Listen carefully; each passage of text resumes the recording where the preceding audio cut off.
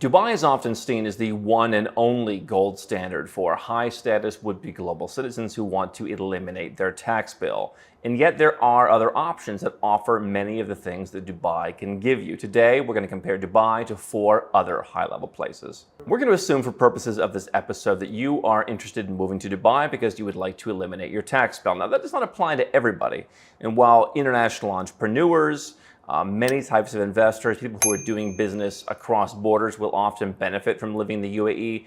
People with certain royalty income or who need a tax treaty or a certain kind of dividend income. There may be other places to live where you could actually reduce your taxes further than the UAE. But if you are looking for a vibrant, up-and-coming, bustling place that has people from all over the world, certainly Dubai meets that criteria, and they have no personal income tax.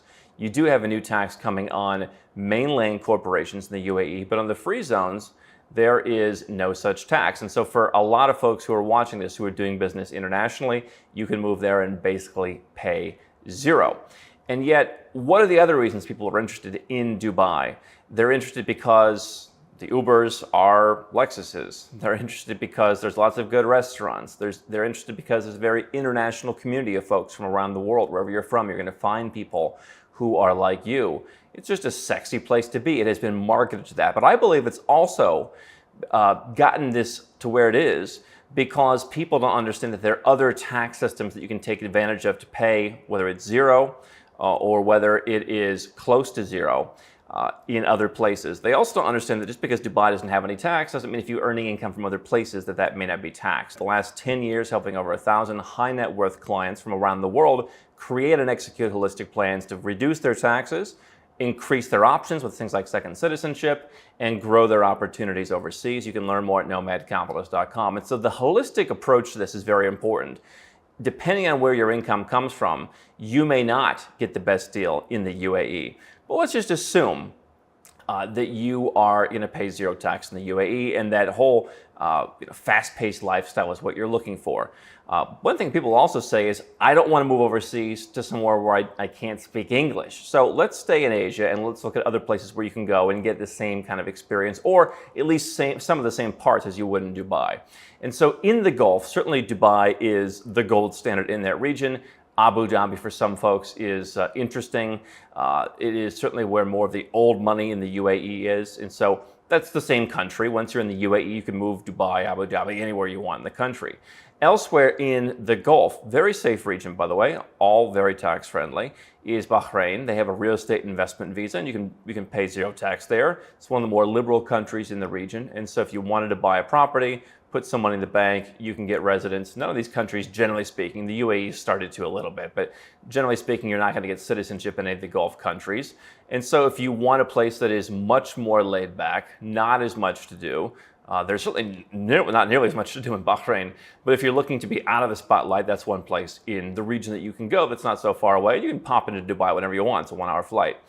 Elsewhere in Asia, you certainly have Singapore, although that for the same kind of person who's often looking to go to Dubai, Singapore is going to cost a lot more because they're going to want you to move your business there. They're going to have limitations on bringing your family in some cases. They have opened up certain kind of high-value employees, but there are just a number of limitations in Singapore. It is difficult because they don't really need people that badly. They are looking at certain kinds of people, but for entrepreneurs who want to come and pay very little tax, that's going to be harder to get in. You have to commit a lot more to get into Singapore. And so we'll skip that. Next door in Malaysia, I've spent many years in Kuala Lumpur, and I would argue that if you're looking for good English, you will find better English spoken in Kuala Lumpur. You compare the Pavilion Mall, the Surya KLCC Mall, and the Petronas Towers to, let's say, the Dubai Mall. You're going to be understood more in Kuala Lumpur. You can have the same multicultural approach, more from people within the country. There's not as many expats at this point. And so if you're looking to meet other Australians or other British folks, there's not that many Americans in Dubai, quite frankly. But you're not going to meet maybe as many expats. Although people have this impression that Dubai is nothing but expats. If you are from the UK, US, Australia, most of the expats aren't where you're from. Nothing wrong with that. It's great cultural vibrance. But if you're thinking you're going to meet like a ton of other Americans, that's not necessarily true. You're going to meet people who are from all around the world. And so Kuala Lumpur, you're going to have somewhat similar experience. Yeah, the taxis, the Grab cars are not Lexuses, although you can get the same car that diplomats use. You can just pay a little bit more and you can get that car. It's going to be a lot less expensive. You have the MM2H visa program. You have now the VIP program. So if you've got a couple $100,000 to put in the bank, this is probably for an entrepreneur who wants to take advantage of Malaysia's territorial tax system. There's been a lot of confusion, a lot of talk about what Malaysia's tax system is going to be in the coming years. Even if Malaysia take some of the worst steps they've been talking about in their tax system, it's still going to be a very low tax place for someone who's a high earner to come and live if they move to a sort of remittance-based tax system, which they haven't done yet. They've talked about and they've kind of gone back and forth. But if you have six figures to put in the bank and you don't mind tying it up an opportunity cost, you will, I think, get that opportunity cost back and more in terms of the lower cost of living. You are closer to a lot of other places in Asia. You are closer to, certainly, the world's preeminent wealth hub, in my opinion, Singapore. And so certainly further from Europe, if that's where you are from and you want to go back to. But I think Kuala Lumpur definitely stands up. It doesn't have the same sex appeal or cachet. But it's a very open place. It's multicultural. And I think if you have that money to deposit, it's going to cost you more out of pocket in terms of the investment than just setting up a company in the UAE in the free zone, which will get you your residence permit. But again, I think you can make that opportunity cost back.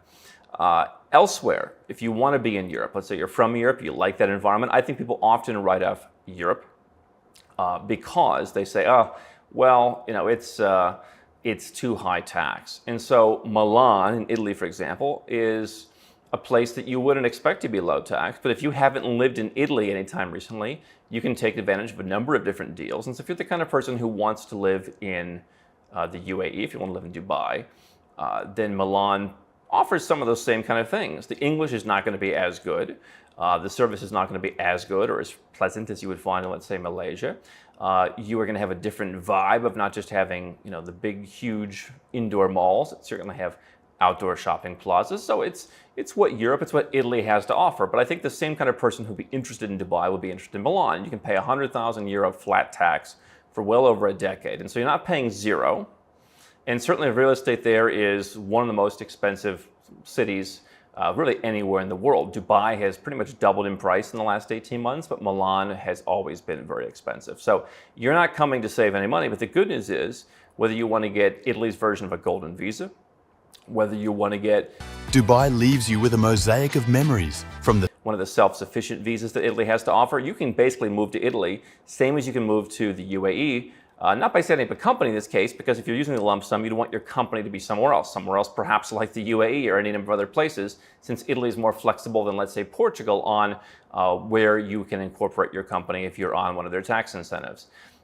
And so Milan, I think, offers, again, a lot of those benefits. You can actually work towards citizenship. It is not the fastest citizenship in Europe if you're not already European, in which case, of course, if you're European, you can just move there without really doing much. But if you want to work towards a top quality citizenship, let's say you're American, it may be beneficial to say, I'm going to incorporate in the UAE. I'm going to live in Italy. I'm going to pay this lump sum tax. There are actually some benefits for Americans to kind of get that lump sum tax back. And so this is where the holistic planning that we do comes into play. You don't just want to move to Italy, get their 100,000 euro tax deal, and then incorporate your company there. The benefit of Italy is they're more flexible on where you can incorporate. And so not only do I think Milan offers more of the Dubai type prestige than, let's say, Lisbon, where they have the NHR program, but Italy's lump sum tax program works much better. I would say Switzerland, which is a similar program, much more expensive version, but I think, definitely different animals between wanting to live in Geneva or Lucerne or Nidwalden versus wanting to live in Dubai, whereas I think Milan much more lives up to that. The other place that could work, being very international, being excellent in English, perhaps doesn't bring quite the prestige, but brings a certain kind of, I think, European charm, is Dublin, Ireland. They have a remittance-based tax incentive for foreigners, and so you're not going to pay zero in Italy. You're not going to pay zero in Ireland. You're not going to pay zero really anywhere in Europe outside of Monaco. And so you could go and live in Dublin, and if you're not getting the warm weather, and yet how many people they leave Dubai for 5 months a year, barely qualifying for tax residence in the UAE, because it's too hot. And so you have the reverse problem in Dublin. So you could spend your winters somewhere else. You could be based in Dublin. You have a very international community, excellent English, and so it may not bring some of the same cachet in the same ways, but it's become very developed in a sense. Dubai, people think it's much bigger than what it is. And so you have people moving to Ireland from all over. You have the big tech scene in Europe, very international community. Again, if you're already European, you don't need to worry about how to get there, but you have, similar to the UAE, you can set up your company in Ireland and you can be employed there. But you don't have to keep your entire company in Ireland. So if you have a company, again, already in the UAE, the Cayman Islands, what have you, you can use that as part of your structure.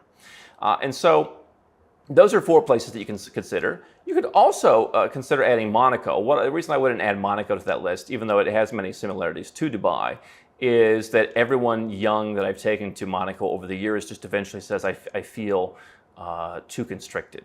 And people are tempted to go and spend a bunch of time in France. And it's kind of like people who want to move to Puerto Rico as Americans, where they think like, oh, I'll just pretend that I'm living in Puerto Rico. I'll pretend I'm living in Monaco. They're pretty smart about that in Monaco. And so Monaco could be a 5th one on that list. But I think a lot of folks that we've seen, much for the same reasons they don't perhaps want to live in Switzerland. They just want to be bouncing around places that are more vibrant. So you've got Bahrain, probably not a place that's going to match up as much, but you've got a lot of the same things that Dubai has, minus some of the sex appeal. You have Kuala Lumpur, which I believe has just as many consumer conveniences or close to it. A little bit nicer, culture, better English, better proximity to many places in Asia. You've got Milan, which has the same sex appeal with a great tax deal, not quite as good as Dubai's, but you can work towards citizenship in return. You've got Dublin. And then, of course, we mentioned Monaco, Singapore, Switzerland. Those could work as well, although they are certainly different. And so before you think, hey, I have to go live in Dubai to pay 0 tax, realize there are places in Europe, in Asia, where maybe you're paying $0 or $10,000 or $50,000 or $100,000 or euros. But if you are making good money, then you can take advantage of creating the more holistic plan. Dubai works right out of the box, not as well for Americans. But Dubai is, okay, I'm going to move my company there and I'm going to live there. The holistic planning that we do for the folks we help is figuring out how do you move your company out of the country that it's in right now and into a tax favorable jurisdiction. In almost any of the aforementioned countries, the company could be in the UAE, it could be in a free zone, it could be in some other tax-free country, but you don't necessarily have to be there. You might avail yourself of a residence permit in the UAE and come a couple of days a year to keep that active, have your banking for your business in the UAE, and go from there. However, that doesn't mean you have to live there. And so I think that what people often try and do is put everything into one neat little box, find one solution that solves every problem. If you don't need a second citizenship, then that's an extra point for Dubai. But I can tell you, as someone who likes spoken English, who likes a number of different things, I don't know that Dubai offers all those. It's a fun place, it's a vibrant place. A lot of folks go there and they're just like, is this for me?